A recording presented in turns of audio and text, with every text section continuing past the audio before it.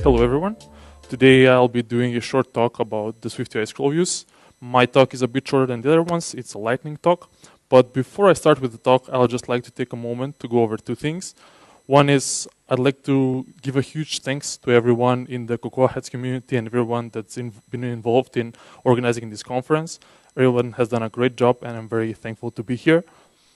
And second thing is that if you see me glancing at my watch often, it's probably telling me that I'm under stress and I need to take a breathing exercise, but we don't have time for that, so we'll just ignore it for now.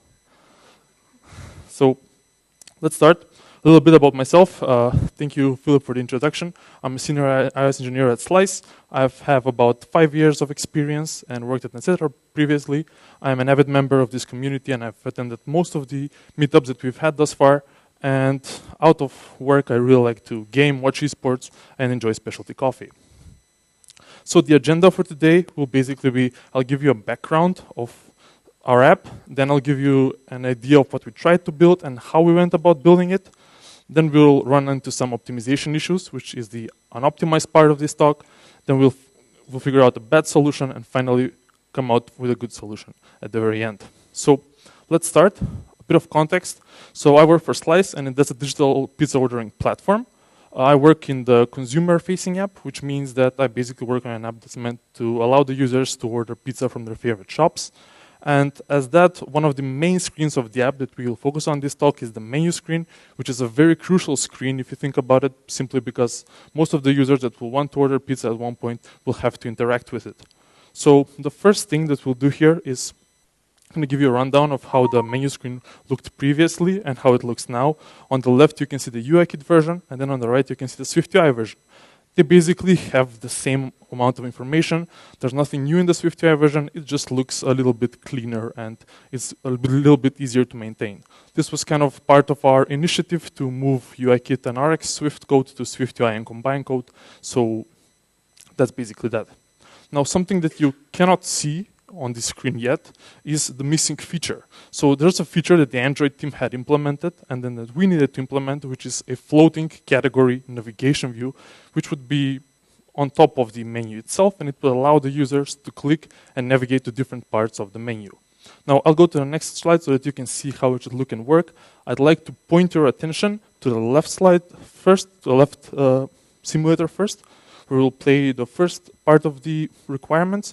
So here we'll just tap on the specialty pizza and it needs to scroll us down to the specialty pizza section. And then please point your attention to the other one, as we'll try to show that as the user scrolls, we basically, and get to the next section, we basically need to update the category scroller to ensure that the correct section is selected. So those are our two requirements. Let's just take another look at the view before we start thinking about implementation. So the view that you can see here is the menu view or the shop view. And what you can see are three states of the view. The first state has a hero image with some floating buttons, which are meant for navigation. Underneath it, we have some info about the shop, such as when will your order arrive on average and similar information like that. Below it is the category navigation and below it is the menu itself. However, in the second state, you can see that as the users scroll down and they get below the hero image and they hide the title, the navigation floating buttons turn into a custom navigation bar which have their own title and have action buttons. As the user scrolls down further and we get to the third image, you can see the third state, which is basically that we've scrolled past the category navigation view, but since we need the category navigation view to be user interactable as we scroll down, we are sticking it to the bottom of the navigation bar. So those are kind of our requirements that we'll work with as we try to implement the feature that we talked about right now. So once again, just a small rundown. What we need to fulfill, clicking on a category should take us to the desired category. And then as we scroll the scroll view, we need to keep track of which category is selected. Sounds pretty simple, but as you'll soon find out, it definitely isn't. So the logical way to start this implementation is to wrap the scroll view inside a scroll view reader and implement its scroll to function and scroll to the desired category. However, what you can see here is we encounter problem number one. Even though we tapped on the specialty pizza category in the screenshot number one, you can see that we've scrolled a lot further than it. This is because the scroll view reader expects us to respect the safe area of the view and expects us to have views inside the safe area if we need them to stick to the top. Meaning that simply because we ignore the safe area, we have a custom navigation bar implementation and we have a custom category navigation implementation. Means that, as you can see on the second slide, I've made the navigation bar transparent just for demo purposes, but you can see that the top of the specialty pizza category is actually inside the safe area. There's a little red box in the very top there. I tried to make it easier to see, but it's a bit hard to see. So what we needed to do to fix this is basically something like this, right? Proxy.scroll2, a view with an ID, give it an anchor, for example, the top anchors we want here, and then give it a fixed offset because we would want it to be offset for the height of the views which would be above it naturally. However, if this existed, I wouldn't be here doing this talk. So let's see how we can work around this and actually implement our solution. Idea number one was to use an overlay to overlay a larger view on top of our section header, so that because we're using an overlay, it will not make the section header larger itself, but it will expand on top of it to make the scrolling work. And as you can see in the example which I've shown here, it does work. If we click on specialty pizza, we get scrolled to right where we want it to. I'm just gonna have to take a short break and drink a bit of water.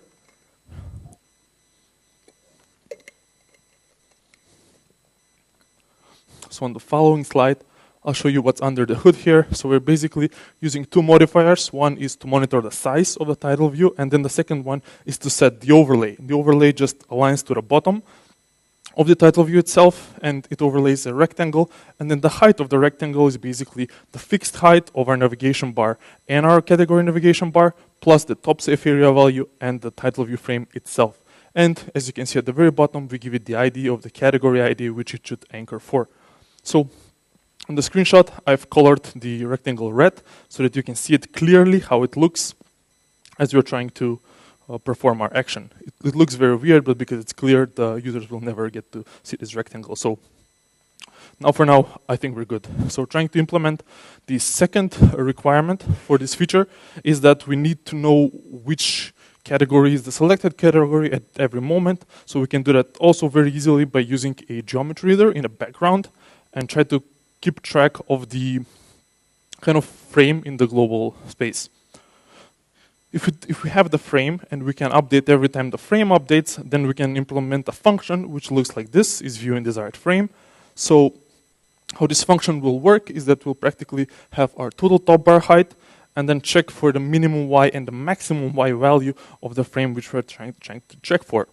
All the views which will be above our top bar height will have both of these be false, simply because they will both be above the top bar, and views below will be also false because they will be both below the top bar. Only one view will be able to kind of satisfy both constraints, meaning that we will have the top of the view be either aligned with the category navigation view or below it, and the rest of the view underneath it.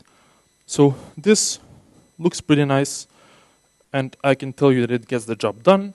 And on my 14 Pro Max, with which I was testing for most of this, it worked flawlessly. It had no problem.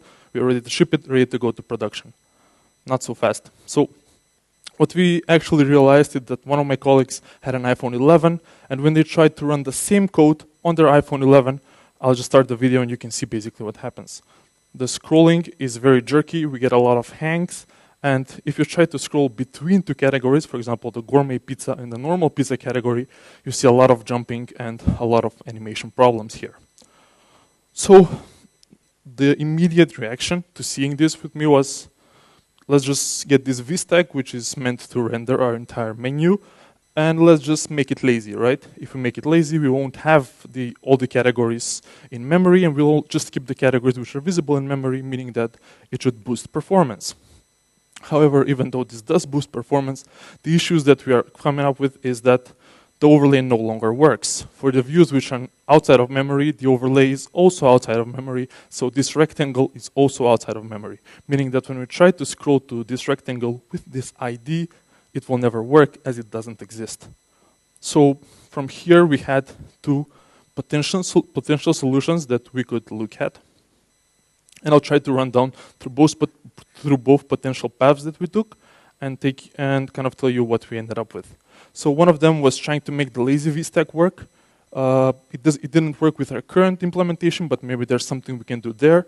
Or go back to the solution number one, which we know works, but it's less optimized, and try to optimize it further. So let's go through the first one. Can lazy VStack work? So pre-iOS 17, there's actually no way to make it work, practically because the workaround that we did with the overlay cannot work, and there's nothing else that SwiftUI allows us to do here to add our custom offset that we want. iOS 17 Plus, though, if you've watched last year's WWDC, you know that we have some all new and cool ScrollView APIs, which we can try and use to make this work. Our app actually has about 90% of the users on iOS 17 Plus, so we got the okay from data to go and try and implement it just iOS 17 Plus. So here, there are a lot of new ScrollView APIs there, but I'll focus on two which were important to our implementation. The first one is the scroll position. So this is a modifier for which we can provide a binding, and it will update our binding variable based on the view which is anchored to a certain anchor, right?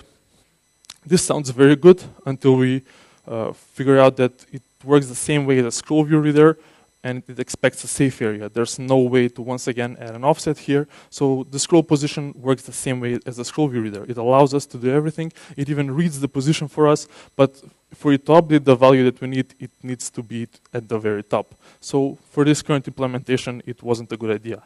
I just want to give you a side note here. If you use scroll position in any of your projects, be very careful. There are a lot of radar issues open with it causing a lot of performance issues. So yeah, if you want to use it, be careful with it.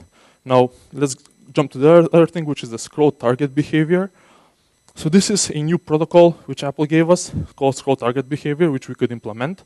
We can have our custom implementation done by this. We have this update target function, and we have two variables, a target and a context. We basically need to use the information that we get from the context to update the target in a way which is nice for us. This is called every time a view is scrolled. So this is the default behavior that will be in the scroll view itself.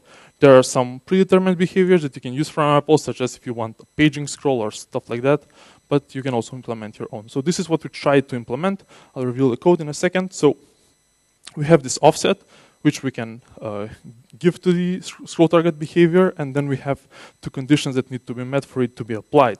One is the context.velocity difference needs to be 0. This means that every time we try to do programmatic scrolling inside our scroll view, the dy here will always be 0. So this is how we ensure that this gets called for programmatic scrolling, but not for normal user scrolling. And then the other one is if the target anchor is at the top, then we want to reduce its y value for the given offset and get it to work. Now, at first glance, this looks like a solution to all our problems. It can work with a lazy VStack. It can do most of what we needed to do. However, if you think about it deeper, you end up with a couple of solutions.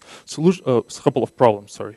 Problem number one is that you can get to a 0 difference in velocity by just scrolling. So if the user was just scrolling the view and the scrolling just slows down, at the exact moment that the target anchor is at the very top, this will be fired and the user will get like a jerk from the scroll view. It will be pushed down a bit without any reason. So, but that's a very niche edge case and it didn't happen a lot of the time. The biggest problem was that this gets called for every view that's being scrolled. So if we want to scroll from the first category to the 5th category, the issue here is that it would try to do this on the 1st, 2nd, 3rd, 4th, all the way to the 5th category. And it caused a very weird behavior where for some of our categories it worked flawlessly 100% of the time, while for others it worked in a very bad percentage of the time. So maybe there's a solution here, but we didn't manage to find it. And as you know, Apple's documentation for their new APIs are usually very vague and kind of they show you the ideal scenario and what needs to happen, but we didn't manage to make this work. That's why this is flagged as the bad solution. It had potential, but we couldn't make it work. It was very inconsistent. So let's go back to solution number one as I take another sip of water. So to make solution one optimized, we did a bit of research and we did a bit of profiling to see where the optimization issues were occurring. And we decided on a couple of things. First is keep the overlay hack as it makes it work and keep the VStack instead of a lazy VStack. The third problem, which we kind of wanted to address, was the geometry readers in the onChanged events.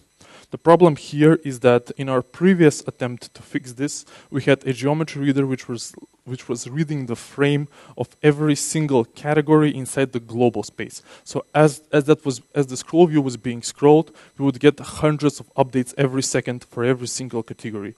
And as you may know, the onChanged events run on the main thread, as they expect that they need to trigger a frame change. By doing this, we had a lot of drag, and this is kind of what caused most of the issues which I showed in the initial performance problems. So we tried to kind of have a way to use the least amount of geometry readers and the least amount of onChanged events, which would not spam our main thread, and then trying to optimize the performance of whatever is being called on this onChanged event so that it doesn't cause any drag. So how did we do that? So first of all, we decided that instead of reading the frame as the views move for every single view, let's create a custom coordinate space and let's read the position of the scroll view itself, right? If we have scroll position, we can use it to extrapolate where our view is and what is the currently selected category.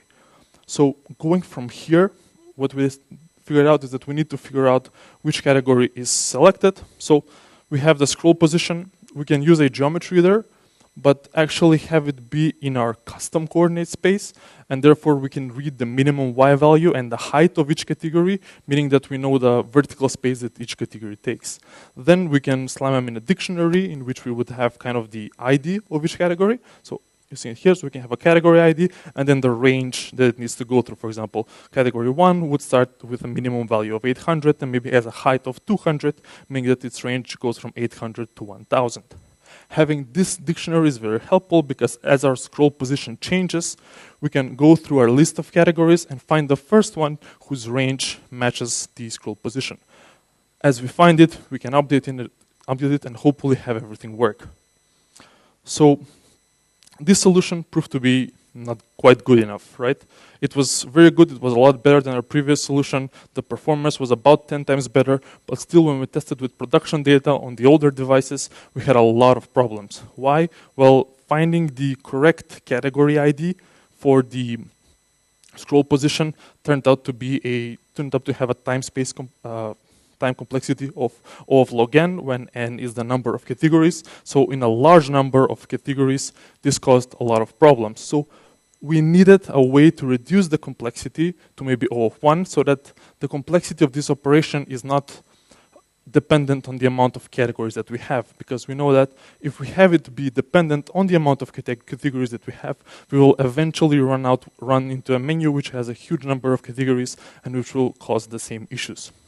So what's the solution here? How can we do this? Well, the thing one of our very talented colleagues figured out was that we can probably flip the dictionary, right? So instead of having a dictionary of category IDs and have ranges, why not have a dictionary of range values and store the category IDs inside them? Now, this looks a bit confusing at first. How are you going to have a dictionary with ranges and category IDs, and how are you going to check that? But the idea is very simple in implementation. So we'll have this update category frame data function, which takes the frame and it takes the ID.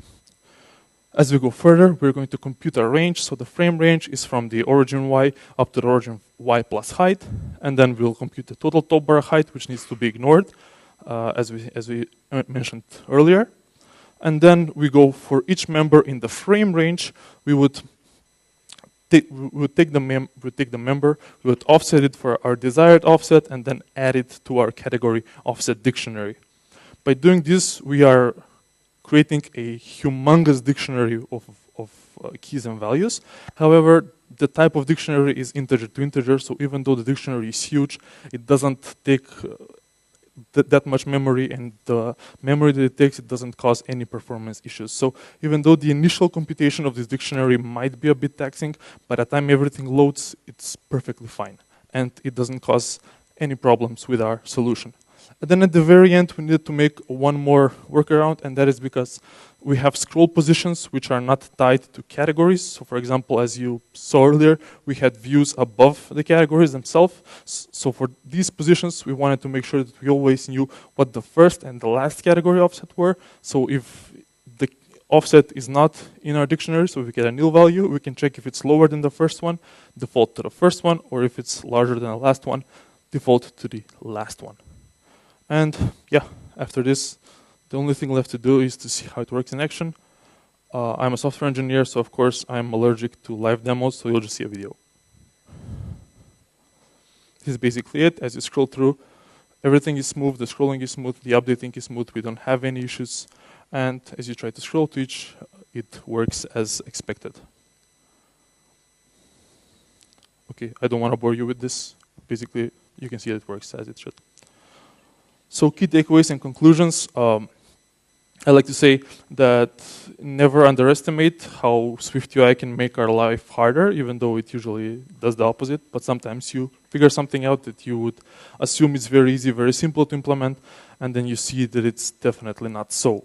Second thing is, I would say that instead of forcing a solution, as we did here, we worked very hard, we worked for months on this before we actually figured out the solution at the end. I'd say work with your designers and maybe shift the design or adjust it to make it more Apple friendly and to make it work better with the default implementation of all of these APIs. Because if we have new APIs and the new APIs still can solve our problem, there's probably something wrong that we're doing, or maybe we're going too custom in a certain way.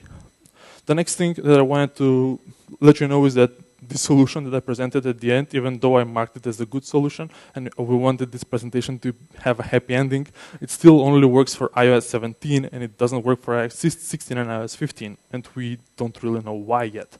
So when iOS 18 comes around next September, it's still a roll of the dice, will it work or not. So maybe by doing this solution, we just created a lot more tech dev work for ourselves in the future.